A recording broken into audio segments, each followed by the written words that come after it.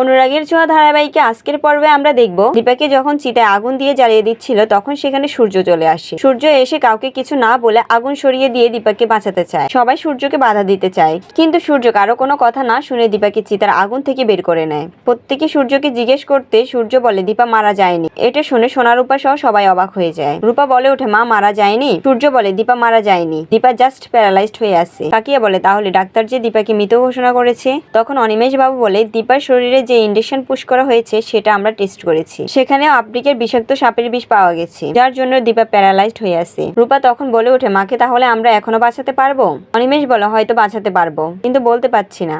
এখন দীপার ট্রিটমেন্ট দরকার, তা না হলে দেরি হয়ে যাবে।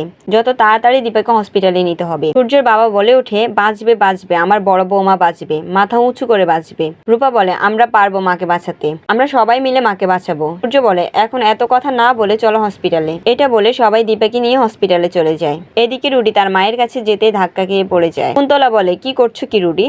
দীপাকে মারতে গিয়ে এখন নিজের মাকে মেরে ফেলতেছো? তো বন্ধুরা আজ এই পর্যন্তই। ভিডিওটি ভালো লাগলে চ্যানেলটি সাবস্ক্রাইব করে পাশে থাকবেন। ধন্যবাদ সবাইকে।